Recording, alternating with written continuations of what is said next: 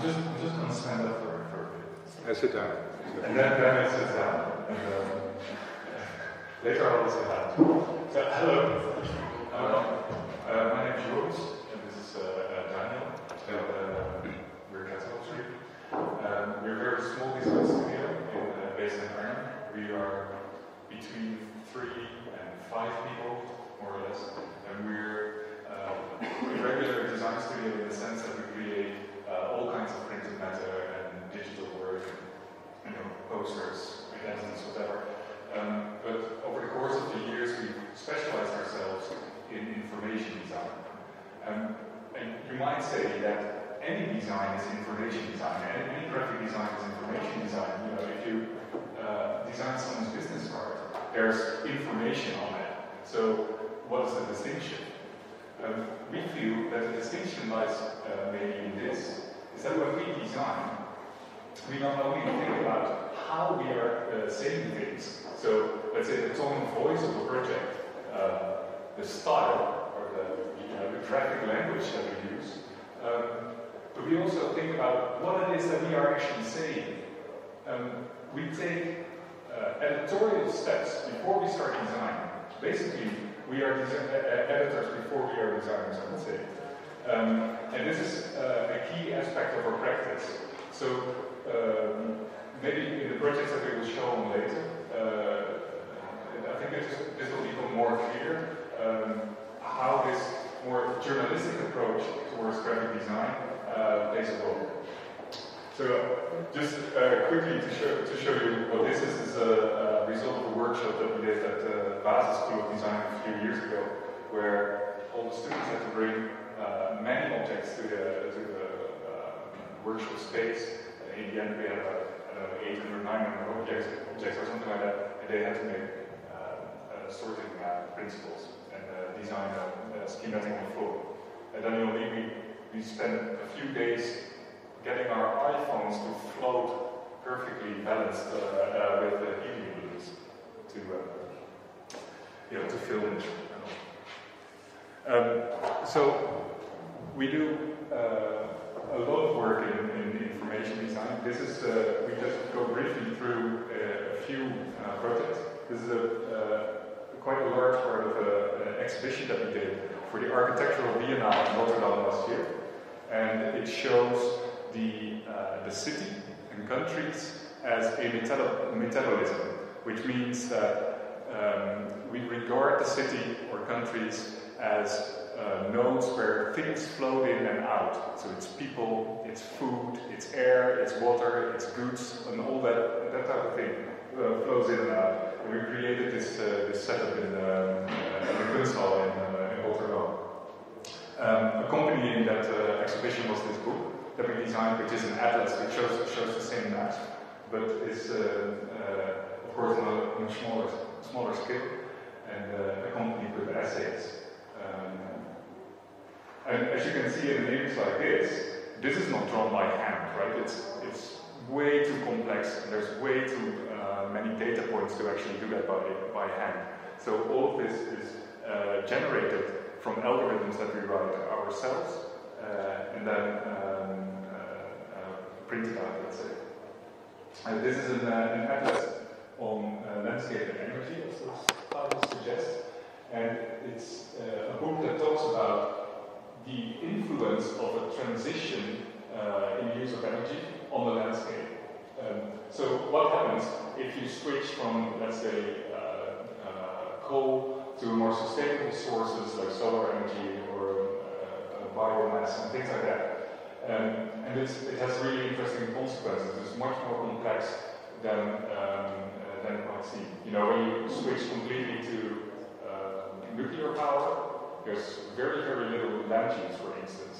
And when you use biomass, let's say if the Netherlands would switch to biomass, we would need the entire Netherlands to raise these crops to create biomass, so you couldn't even live there anymore.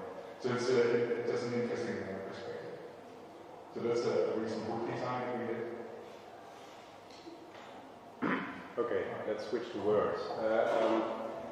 This is this word is for a movement which stands in for the right of women to decide by themselves to abort or not. And they call themselves as pro-choice. That's their name. And in a recent opinion poll in North America, they asked people if they would consider themselves as pro-choice. And about 70 people answered, yes, I would consider myself as pro-choice.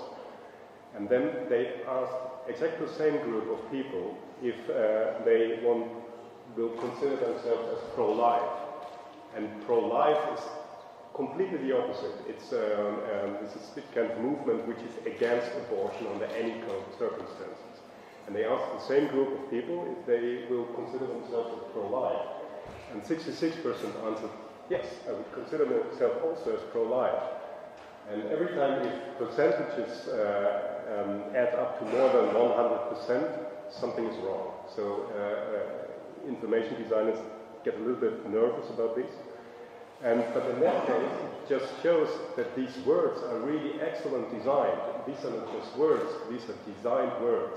Because nobody would consider themselves as anti-choice or anti-life.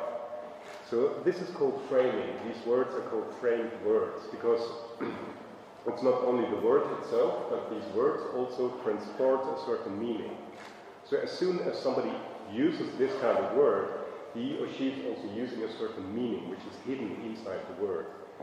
And there's a complete book about these kind of words. It's written by Stephen Poole, and it's called Unspeak. So he calls these words, these framed words, Unspeak, and he has a complete collection of these. And this is also our next project we want to show. Yeah, so the project is called Unspeak after this book by Stephen Poole. And it takes certain themes from current affairs, like the financial crisis, global warming, presidential elections in America, and things like that, and talks about how language is used in media to describe these subjects, and how the language is used to manipulate meaning, let's say. And this project is done for Submarine Channel, which is a production company of online documentaries, so interactive documentaries. And they ask filmmakers to reflect on these themes and create a type of visual essays that illustrate these themes, basically. And we designed this website around it, but we also wanted to do other things because we wanted to see if we could embed this project more in real life,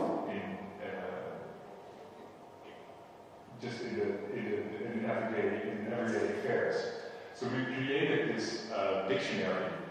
These are all the words that Stephen Poole describes in his book, and people could add definitions to these words. Also, they could upload their own words and have a discussion about what this actually means, certain terms.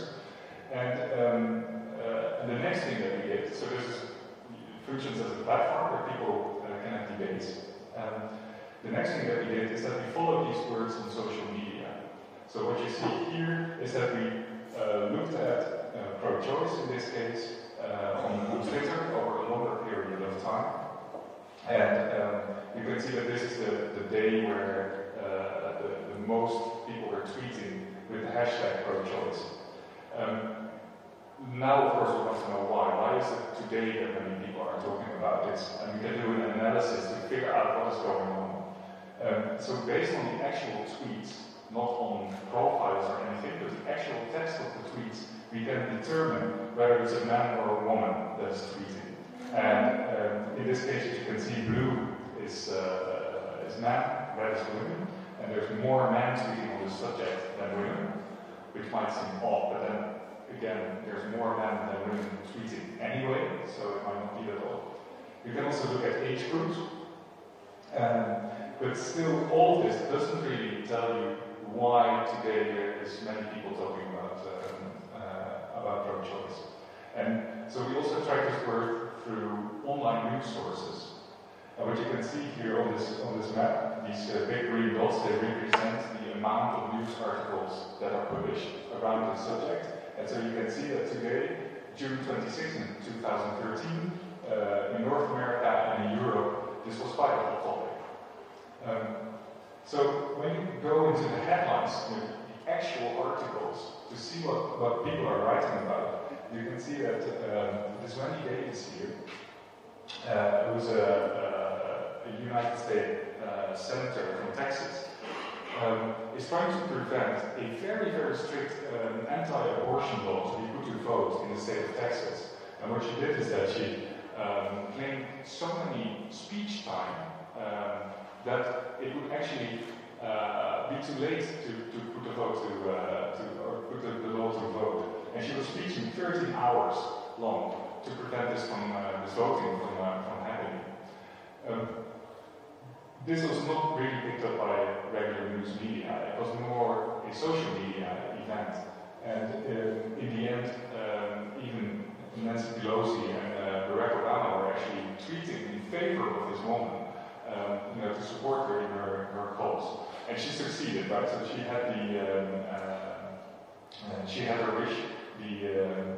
The vote was put off. But then, if you look at the opposite camp, so the pro-life camp, they of course had their day. And as you can see on the date, it's a few weeks later, on July 3rd. And we can do the same analysis. So there's more men than women tweeting. And there's the age groups again. And then if you look into the headlines of the news media, you can see that in the end, this law was passed. And now, if you have an unwanted pregnancy in Texas, it's almost impossible to get a legal abortion.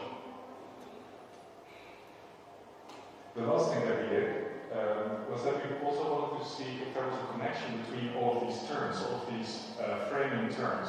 So we made an analysis of each of the Wikipedia entries of these terms. And we created a type of network from it.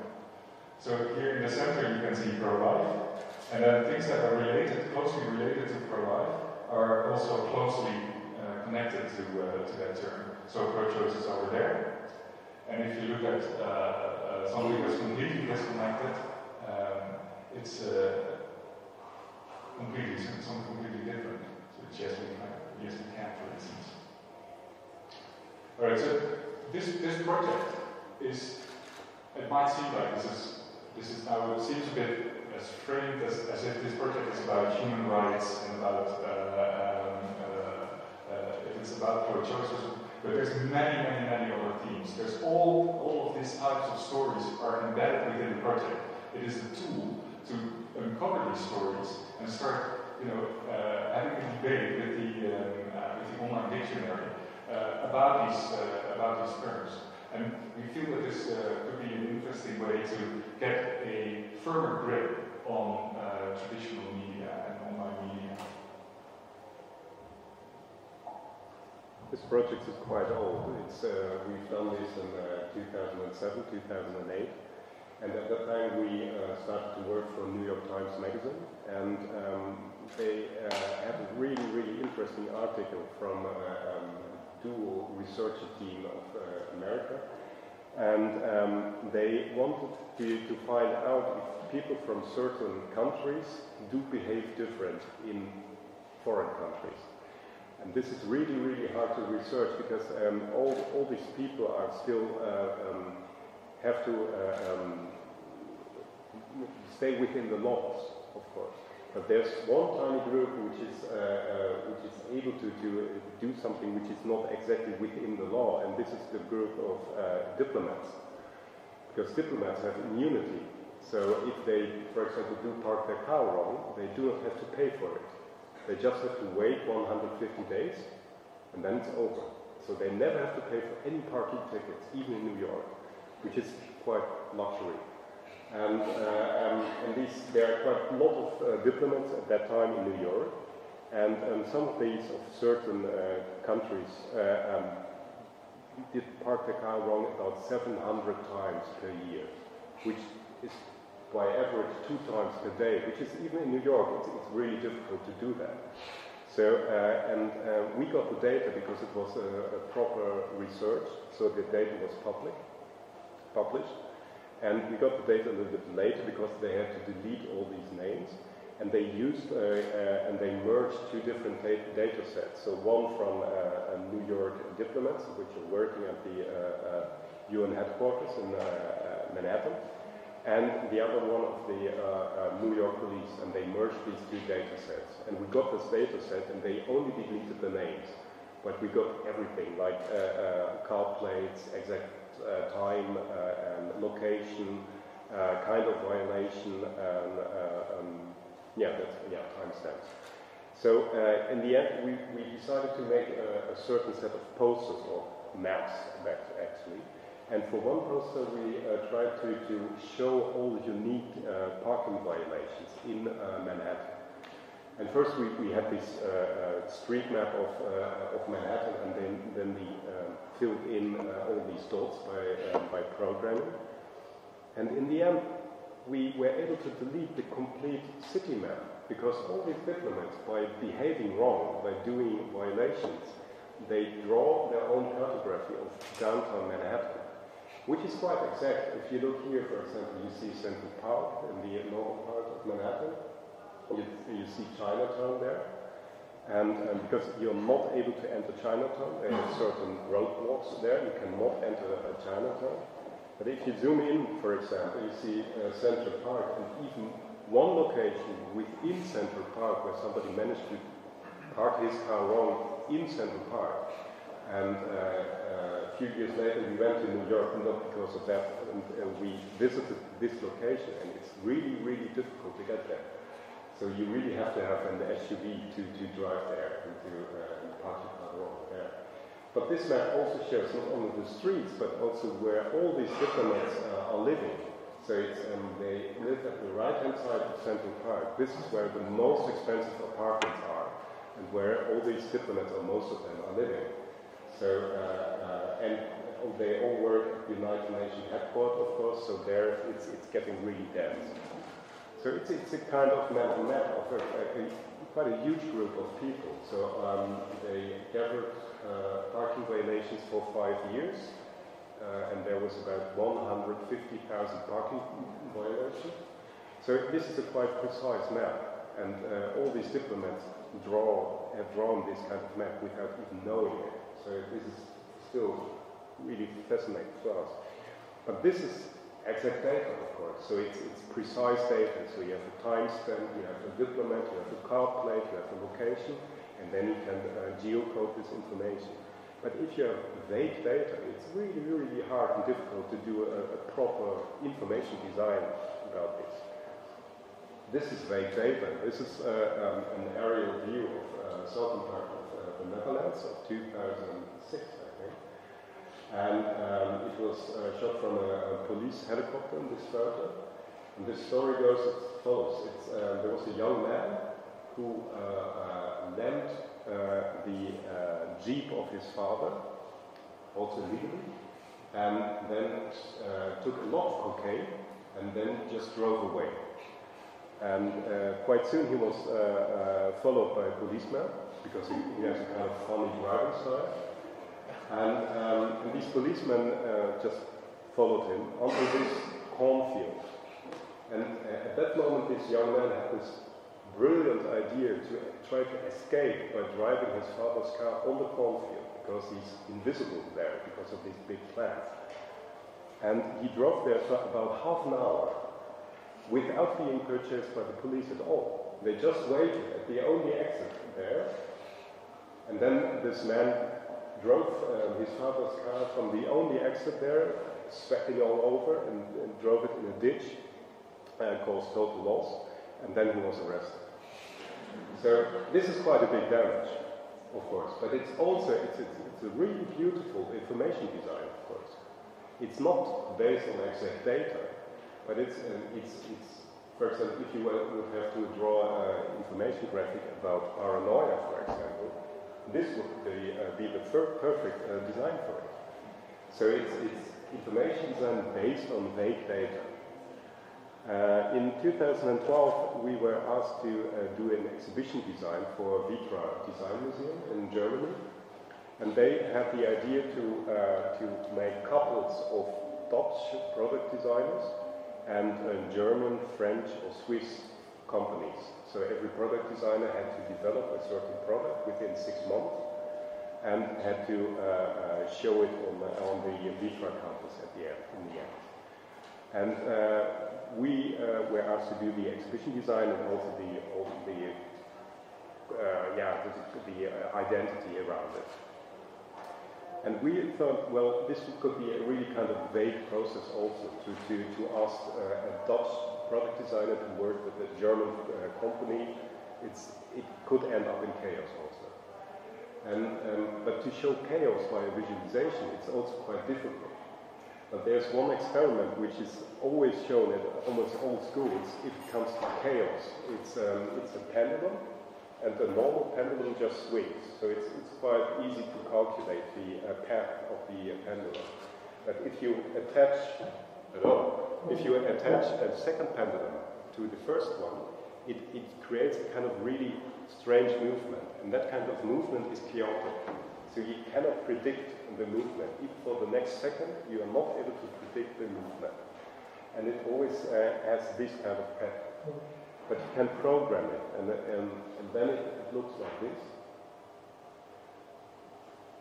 So the regular circle is the inner part of the pendulum, and the outer part is the extra pendulum, and it has this really kind of strange, chaotic, and really fast movement. So every time if you restart the same animation, it will look different, slightly different.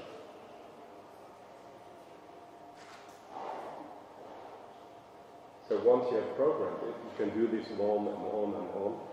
And we used this kind as a logotype for the exhibition. So we were able to create quite a lot of different logotypes. And we always change all logotypes. For every single print or ephemera, we always did a change to this logotype. And because it's Vitra, we were a little bit jealous because we were not allowed to build something. We are only allowed to build the exhibition design, but we wanted to build a product. So we said, yeah, maybe we should build a clock, which is not a really smart idea if you're a graphic designer at all, because it's quite complicated. But we wanted to build this clock because it's not running on batteries, but it's a proper gear clock. So you have these weights, and and it has pendulum, of course, and then it just ticks. But here, as you see here, it's the upper part, it's the normal pendulum, and we attach a second pendulum to the normal pendulum. So there you have a pendulum which is timing the clock actually with a chaotic movement. So every time if you look at the clock, you are not able to see if it's exactly right, exactly on time, or a little bit too late, or totally off. So we thought this would be quite a fitting thing for the complete exhibition. So it has to be rewinded every day, and then it just starts to tick. And here it's in the exhibition itself. Here's some photos of the exhibition. And because all these product designers really had to build something, we had the idea to ask them to build up the exhibition also. So then we don't have to build up the exhibition. So they do it by themselves. And we have this kind of forklift. It's called forklift. Yeah. And then they use this forklift to build up the exhibition. So after about a week, the exhibition was finished. And then it was shown for about 2 months at Vitra in Arnhem. But this clock was the most interactive design we ever did. So it lasted for 1 week, and then it was damaged. Because every time there was this elderly man putting this and doing something on the hands on the clock, and then it was damaged, and Joris had to go there and to fix it again. But it was really interactive piece. I drove up. I took my bike there. I was on the summer holidays, and I drove up to the gallery on my bike. racing bike and it didn't have a lock on it. And so I entered the gallery and no one asked me anything, and I took my bike with me. And I just walked up to the clock with a bunch of tools, and I started fixing the clock, basically taking it apart, and no one said anything. There was no security whatsoever. And I was fixing the clock, and there was people, visitors coming in and so on. And then I fixed the clock, there was actually pieces were broken. And then when I was finished, all of a sudden there was a security guard saying, "What's this bike doing here?" So the security was quite vague. It was chaotic. Yeah. So, yeah, we don't know. Well, Daniel, why is this picture always in? I don't really understand. It's called the other glasses, huh? Yeah. I don't know. Should I next picture? Yeah, it's next picture. Alright, so this is another exhibition design. Also for the architectural biennale in Rotterdam last year. And it's a part of the exhibition that was about CAT. And CAT is an abbreviation for carbon added tax. I mean, you know what VAT is, value added tax, right? That's what you pay on everything that you buy. Carbon added tax is an alternate system that's not in place yet, which will, if it would be in place, put tax on the amount of carbon dioxide that is emitted when producing a certain product. And this particular type of taxing system would have a dramatic effect on all kinds of products. So here this is a detail of a graphic that we made, where, for instance, there's all kinds of stuff like matches and candles, for instance, are going to be super expensive, where mattresses are actually going to be cheaper. I don't know why, but it's people who know about this calculate this, and they say that it's true. Also, men's sportswear and camping clothes is going to be cheaper. So camping is going to be very popular somehow. Anyway, in the exhibition was actually a student project done by an architectural school in the Netherlands, and they tried to make forecasts of what would happen to the landscape when carbon added tax would be in place. And they made all these kind of scenarios. And one thing that they learned from this exercise, they worked on it for over half a year, is that it is super difficult to predict this. It's almost impossible. I mean, you can apparently say that candles will be very expensive, but then you cannot say something bigger, like what it will do to the transportation system, for instance, or what it will do to society at large.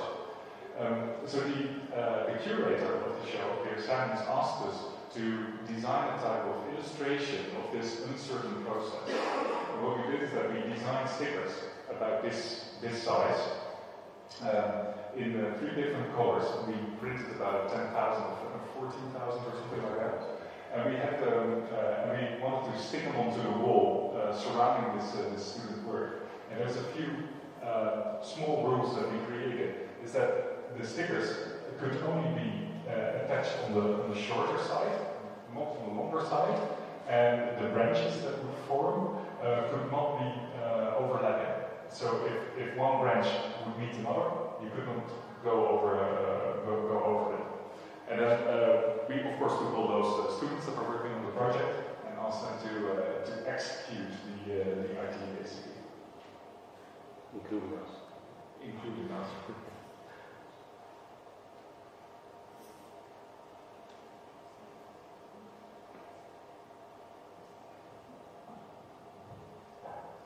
Everybody likes a good time lapse, huh? This one goes on for hours.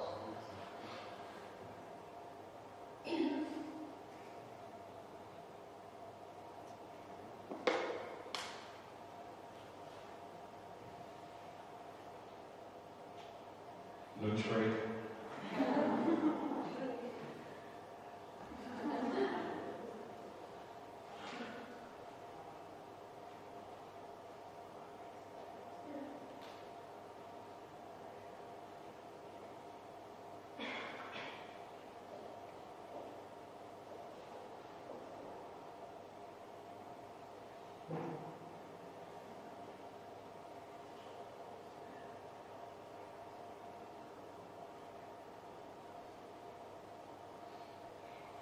Yeah, so that looked like this. So in this forest, there's all the student work with all their maps and their ideas for the new architecture when carbon added text is in place. And also, which is completely impossible to see on this particular photograph, there will be sentences like these that would, might be possible effects of carbon added text. And this one we always the nicest. You're still allowed to love your partner. Anyway, so we also did a magazine, a fashion magazine this summer, which is completely alien to what we normally do. It's called Tutor Magazine, and it's running. Yeah, there was a boy and a girl cover. The magazine was founded by Matthias Vries McGrath, which is a fashion photographer who lives in Los Angeles. And we already get a few projects for him. We made his portfolio website. We already designed this logo type, the tutor logo type on top. And early last summer, he emailed us, kind of in a panic, if we could do the art direction for his magazine. And we just did that. And with all the other projects that we've shown, or most of the other projects that we've shown, there is a constant debate with our clients about every single dot and every single line, about what it actually means, if it conveys the right story, if we are objective or not, if we are telling the truth, whatever. If it's clear what we are saying, if the audience understands what we are doing, and we really like that type of work, to have the design process be a conversation about the content of what you are designing. But in the end, we also book typographers. That's what we that's our initial profession. And sometimes it's just nice to do something that is, it's only meant to look good or something like that. And so for us it was a very, very interesting job to do this.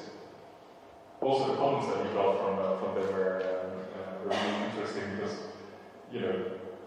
they just wrote on a Wacom tablet. So comments: love this, don't need this, delete, don't need, stuff like that. All right, but we're gonna let. Yeah, here's a small video of a woman, and she talks about. She talks about we made. Yeah, let's talk about the work.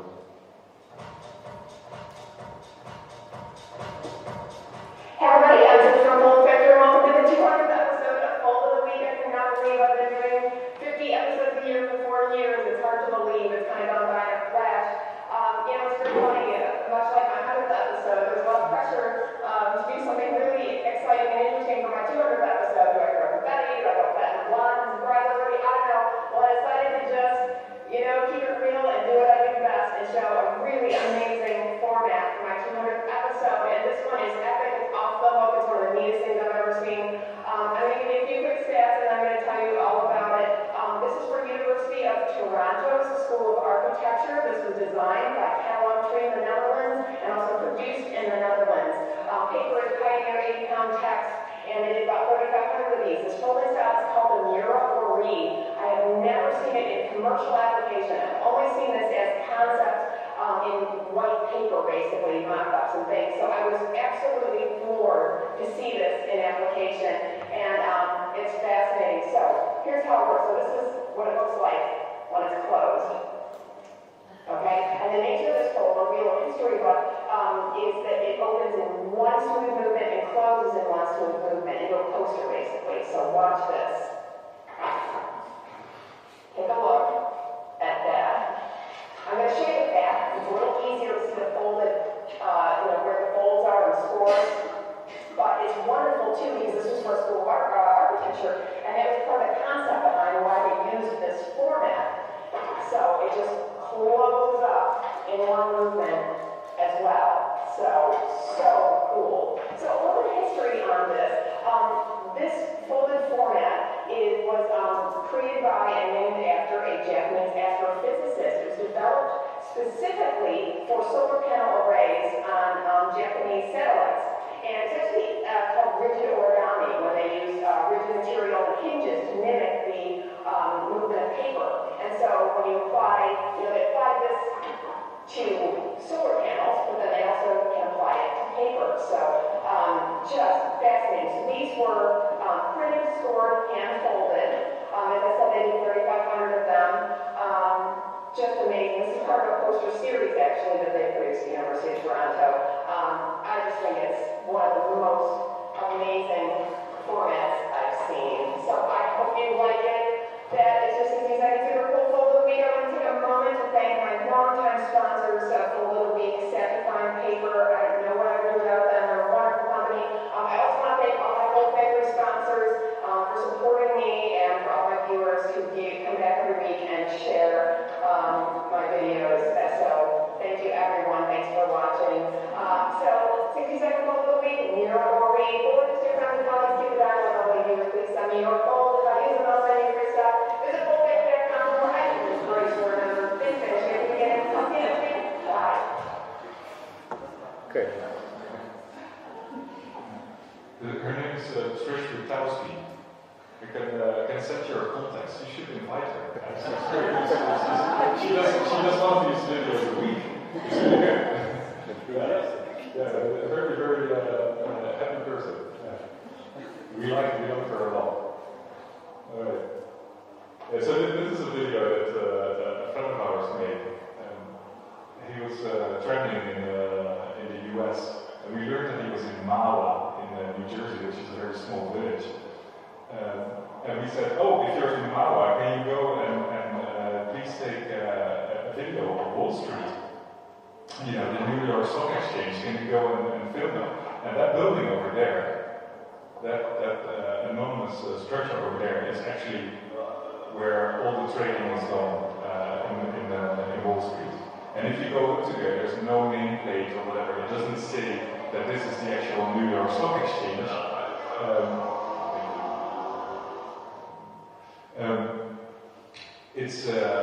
It's completely anonymous, and also if you would go on the New York Stock Exchange website or anything, you wouldn't find an address of that. It's quite secretive. We were interested in that because we were working on a project together with Mollweide Hemispheres, and she's a documentary maker from a Dutch current affairs program called Werkplaats. We were working on an interactive documentary for the iPad. And when we started the project, at least Daniel and me were so naive to think that stock trading actually looks like this. This is the normal image that we have of what Wall Street looks like. And stock trading is, panicky man waving their orders about and everything and trying to make a lot of money. But we quickly learned that Wall Street is actually a museum. It's more or less empty. And less and less trade is going on that pace. Trading these days actually looks a lot more like this. It's super big computers that run algorithms that do all the trading by themselves. There's no humans involved at all. And this is very, very serious consequences because the majority of all the trading that is being done today in our world is done by computers without any humans. And these computers are not cheap. They're super, super expensive. So there's only a handful of companies that can actually afford these type of machines and this type of algorithms. So there's only a handful of companies that have the majority of all stock trading worldwide. Another thing is that these algorithms don't know any emotions, supposedly, and they're not corrupt. So this might actually be an upside to this type of trading. So when you hear things in the news, like there's uncertainties in the market, or there's, traders are afraid or something, it's only partially true, because the trading is done by machines, and they don't care. They're just trying to figure out how to sell and buy stocks and making the biggest profit possible.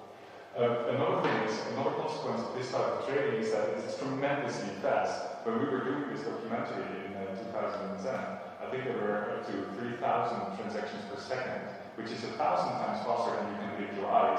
And I think that today there are up to 6,000 transactions or something like that. So the speeds are rising, constantly. And if anything goes wrong, it goes wrong with that speed. So the documentary that we were making was trying to explain this, what is going on with this high frequency trading, this elbow trading, as it sometimes is called too.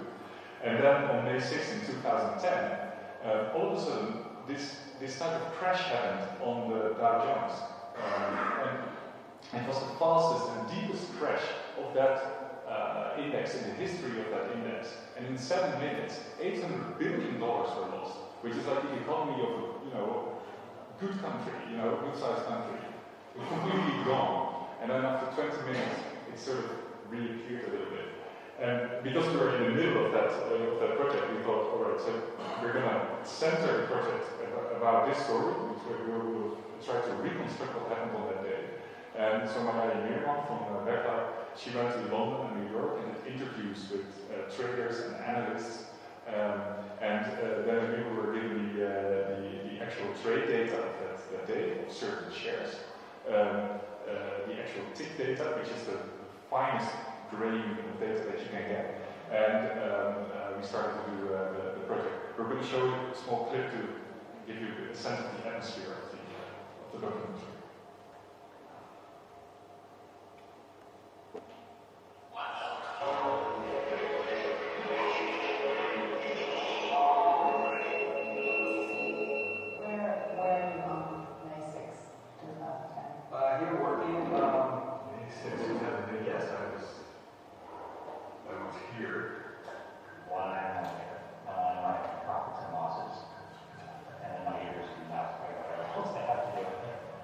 First really down day that we had in a while. And the market basically looks like it's going to go to hell that day. It wasn't just minutes later, it was just Armageddon. Oh my God. Here you go, I told you 835. The down ticker. Wow. Welcome to Albuquerque, we got 9,000 points. We're like, good. 87 in the Dutch trading, 60 in the Dutch trading, 85 in the Dutch trading. I saw that panel, and then I had to start watching CNN. What we're seeing right now, I mean, maybe I'm not saying you're not going to talk about capitulation. Let's take a look at P&G. They're going to pause the whole trading. We can't stop the selling. So you've got the general picture, the big picture, where we're still over a very short time scale, and then you've got the detailed picture of the individual trades. Well, that's almost a more natural scale, whereas even here it's something quite big. So there are some trades that are kind of normal, and yes, these big, right, these are really big, aren't they? So this one it starts at 42 and goes all the way down to 1 cent. Lord, oh gosh, I turned away when that happened. So look, it's selling, it's actually 5 cents. Yeah. Rocking back and forth. Yeah. Any thoughts on what's going on here? Steve Jobs didn't die. There's no reason for Apple to fall to zero. Right. And so they start trading it, and they back up in about 7.5 minutes or something. It's incredible. And that will kind of get people not reacting that quickly and wanting that kind of volume. Well, what how automated is all of this, all these trades? And that's when the delay started a few hundred milliseconds, and then a few seconds, and 5 seconds, 10 seconds. Some of them went all the way to 36 seconds. So the delay in the data was 36 seconds. Right, but the way that the timestamps occurred is it hid the delay. So you couldn't see it. The Dow Jones should have been here. The real price is here. The delay in the system caused it to appear like it was over here. So when people were seeing the Dow dropping, this was actually really where the market was at that moment in time. We operate on this time scale where, where 5 minutes is pretty fast. You could go out for a cup of coffee, come back and find that you lost $1 billion. That would ruin your day. And yet, for these computers operating microseconds, it makes no difference. So think it's the third graders, in case they're sort of imposing our time scale on the computing time scale. Could it happen again? The same mechanism that caused it on the 6th.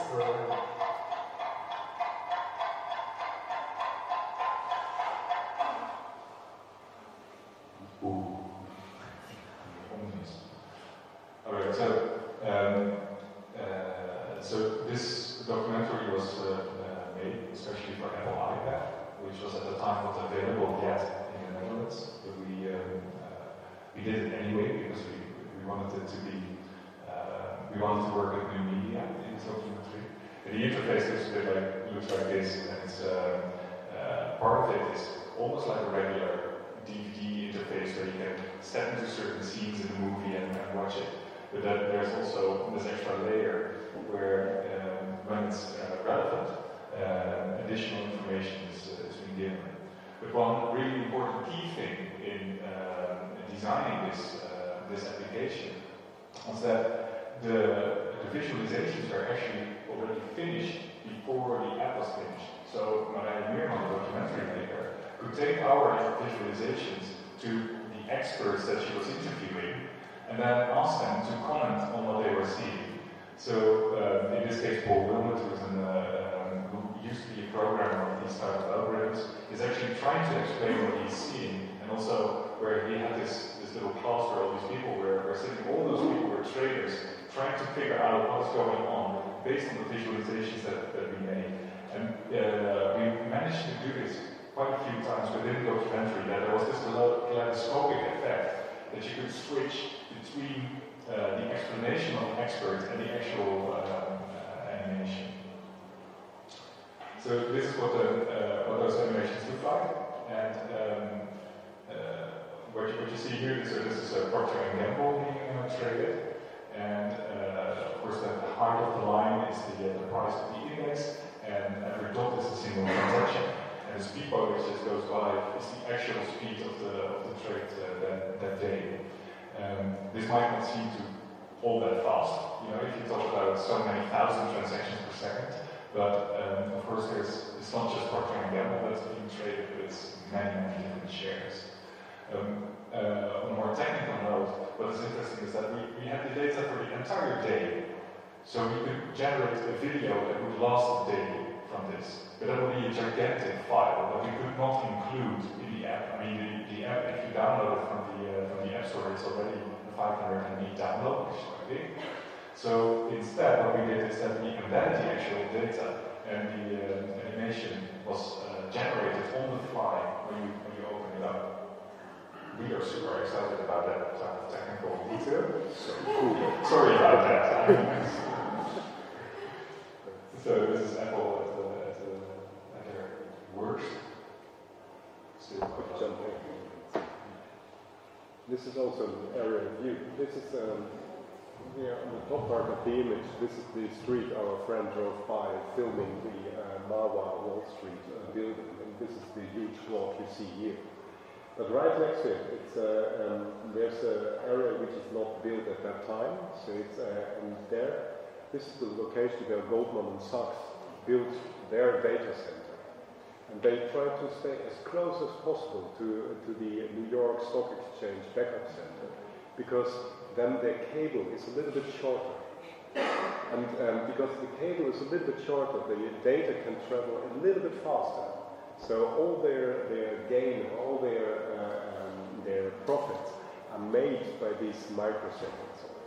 So even in that, you would be able to rent a computer within that bigger building, but some of these computers are a little bit more close to where the glass fiber cable is entering the building, and some are more far away.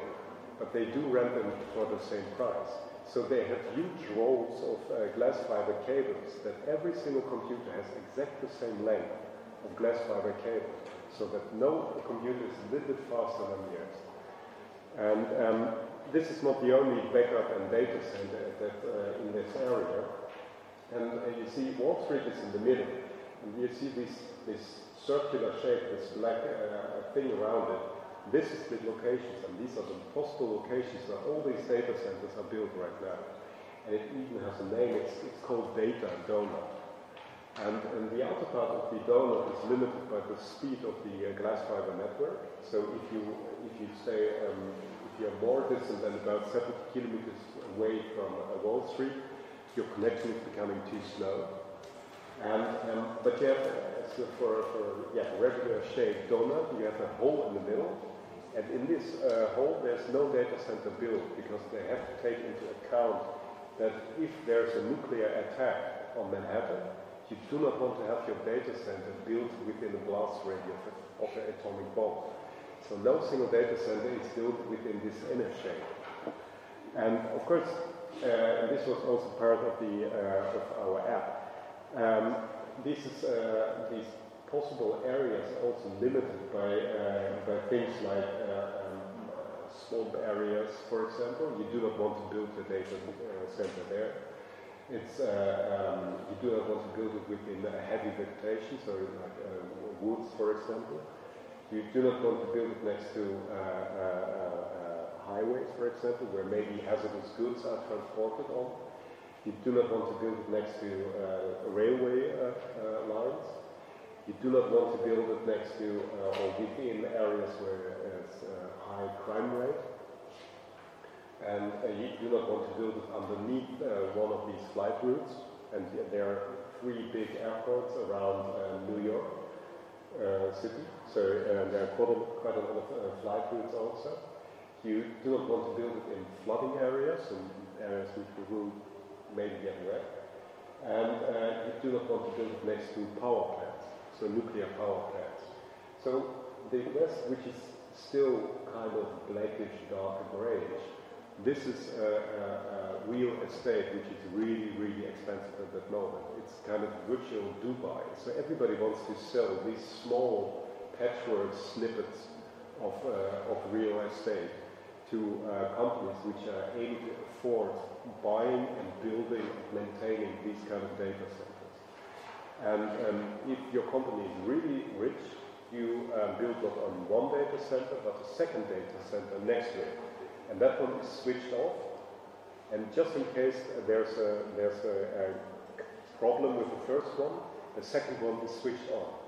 And right now they start quadrupling, so they build 4 identical data centers next to each other. They can switch them on if something goes wrong with the other 3, for example.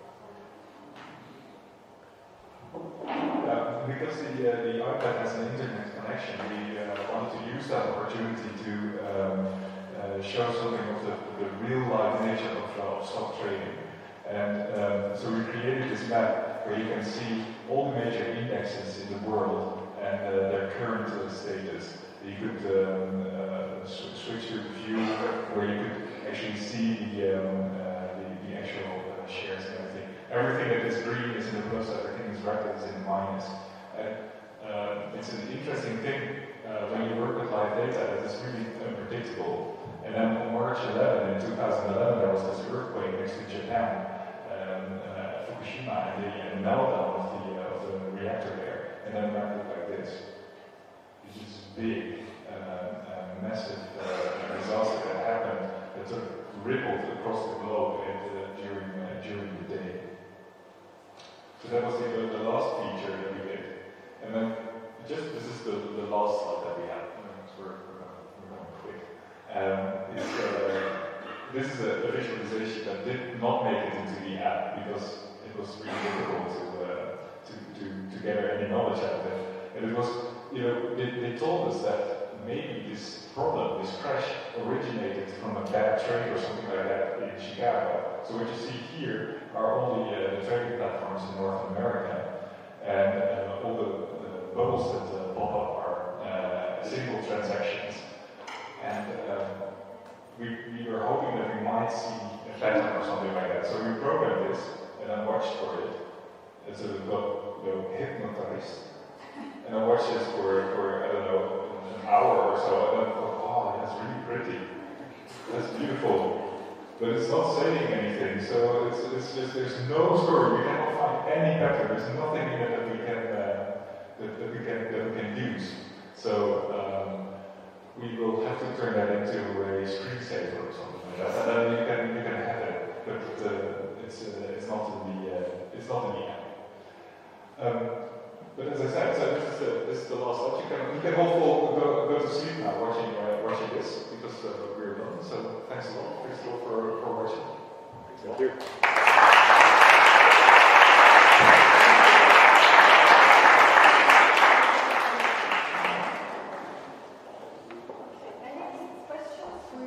Regarding, are there any questions from your side regarding the project that were presented, or curiosity about this design approach in general?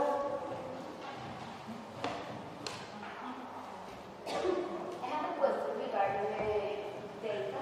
Yeah. Which kind of softwares do you use for the data analysis? Excel. Sorry. Excel. Yeah, a lot of Excel. Yeah. No, it's of course when we got the data, we always first try to grasp how the data looks like and how much it is and so on. And so we always start at least with Excel, and then we switch over to, for example, processing to have a little bit of deeper dive into the data, and then we start programming small programs which are able to investigate the data to do certain probes. So yeah, it's Excel, it's processing, and in the end, it's of course it's a lot of Illustrator and this kind of programs.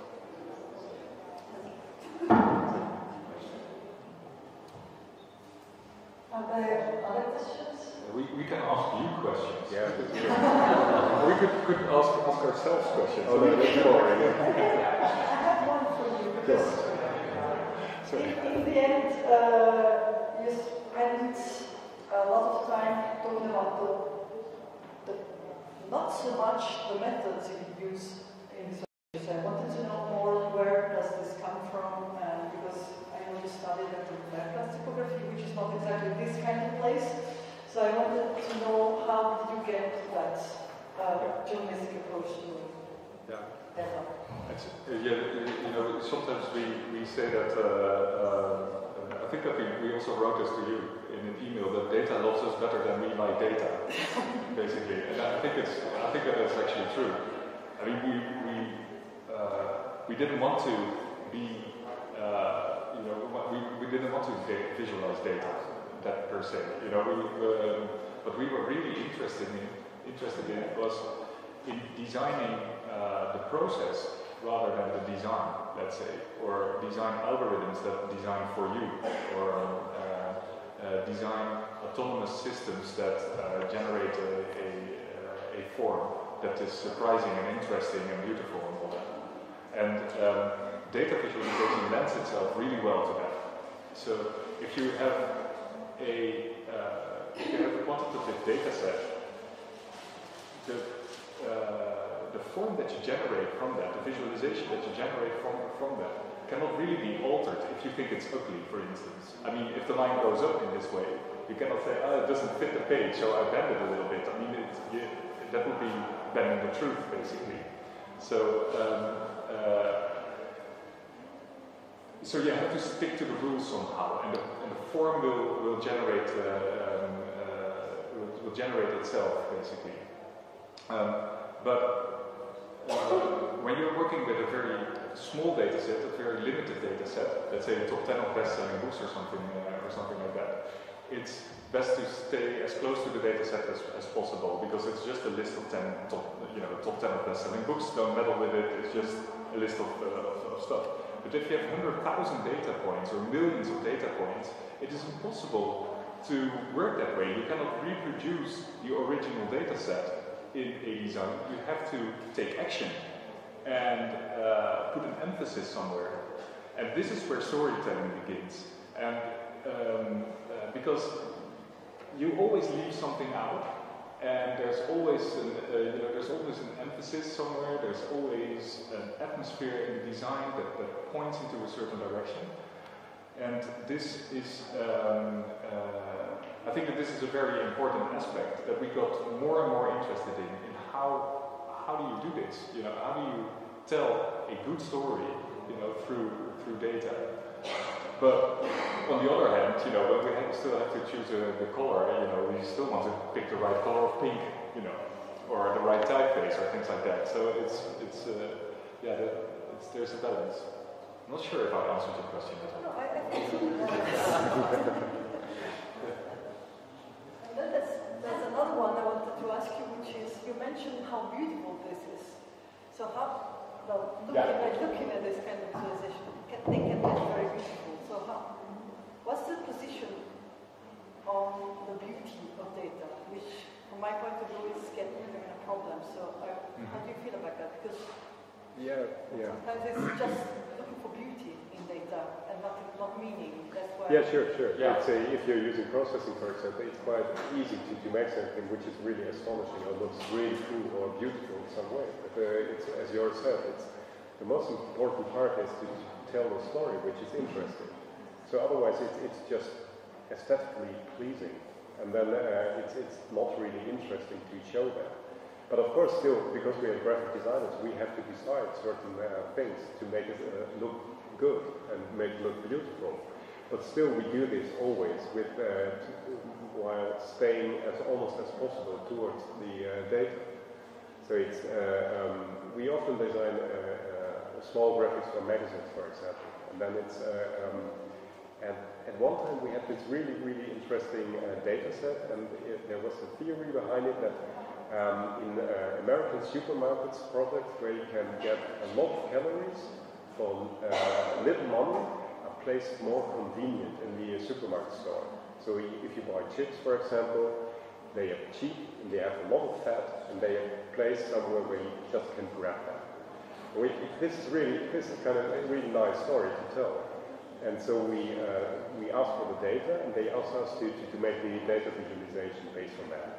So we got Walmart's data, and we calculated calories per dollar or dollars per calorie and so on, and then we geocoded this on the supermarket blueprint. And then it didn't show us anything. So it was even the most expensive parts like Fiji water. You spend a lot of money for almost 0 calories, are placed on the most convenient places in the supermarket. So we wrote the editor an email to say, it's not, your data is not showing the story you want to tell. And he wrote back immediately and said, then maybe just make it 3D. And it's always something like that. If it's getting too complicated and it's telling you nothing, you should make it 3D. I don't know, it's kind of the urge of these people to. And then you say, we could make it 3D, but it will not change anything. So it's so it went back and forth on the email, and then he just switched on a caps lock and wrote really angry emails and say, just make it 3D and choose a nice color, make it look beautiful. And that's something we just gave back because it's not really happening at all, luckily. But there it was only about form and not about the story behind it, because there was no story to tell. But they had wrote the story already, so they, had to show something. This notion about that beauty is problematic, I don't quite get actually. So what do you think is problematic about it? No, I was thinking the fact that sometimes the editors of magazines ask you for data visualization just because it looks good on the page. The readers kind of expect it to be there and not for other reasons. Just the way before the commission illustrators, neither commission data visualization, not thinking of the real content that can exist or not. So that's what was I think that there's an interesting debate about objectivity, of course, also in data visualization. Everyone knows the cliche that there's lies and damn lies in statistics, but we always feel that the idea that data visualization is about being as objective as you possibly can, or something like that, is just not true. It's not about being objective, because but you cannot be really objective. I mean, the data that was gathered was you know, was a specific view on reality. And so what you will do with the visualization is a specific view on reality, which is not objective, and so on. So it's placed next to an article in a magazine that is not entirely objective. I think that it's information in that sense is really difficult. You know, it's difficult to get objective information in a way, and again, if the information is simple, it's better if it's objective. But when the information is really complex, then you have to help people to interpret the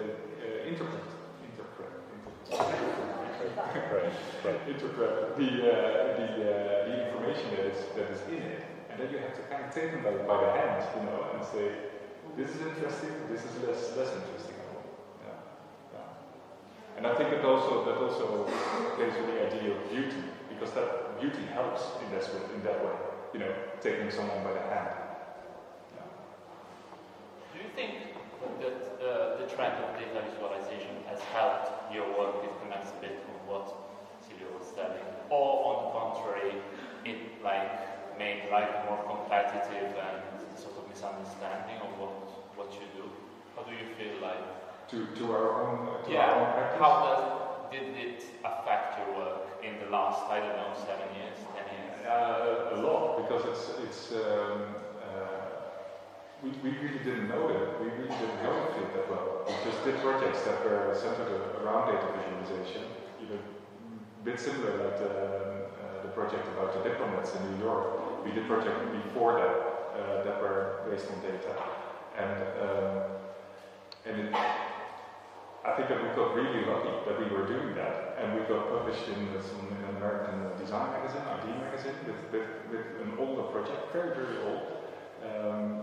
And then that really helped our career a lot, because then all of a sudden all kinds of magazines were asking us to do visualizations for them, mainly in America. So I think it was very, very important for us, and it still is. I mean, it's also in a practical sense, it's easily more than half of what we do. I think it's 75% maybe of what we do. We should make a little diagram out of that, but I think it's very, very important.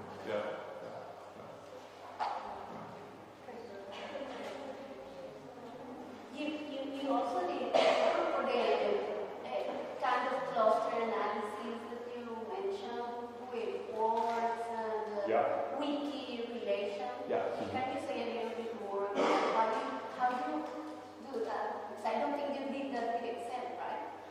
Yeah, it's if you do it with Excel. No. That's. But it's not as complicated as it kind of looks, you know, on the screen, because basically all of the words that we had, which were about 80 words or something like that, or 90, I can't remember, had their own Wikipedia entry, and basically we just compared how many words were alike in all those articles, and based on that we created a certain connection between these nodes in the network, and say if there are more words alike than with others, then the connection just is stronger, you know, so they draw closer to each other. So that's the front end of that, so the way the network looks. Is that on the you could have done this in D3. It's data D3. It's a JavaScript, so it's data-driven documents. R3. Yeah. D3. R3. D3. But in the end, it was done in paper.js. Okay. So it's So, but first you have to gather the data first, and then it's to put it in that, and it adds this certain physics and gravity, how these points behave on the screen. But that was done, in D3. It's a force-directed network. But it almost always starts with an Excel file. It's not that's just the way data is transported. But the tick data, the trade data, those files were so big. There was so much data in it, because it was like an entire day of trade data, that it always crashed our computers directly. You just couldn't open it at all. It was just way too big. And then we had to resort to all kinds of devious ways to get it around.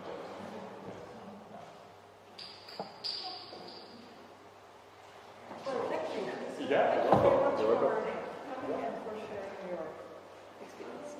Yeah, thanks a lot. Thank you so much. Thank you.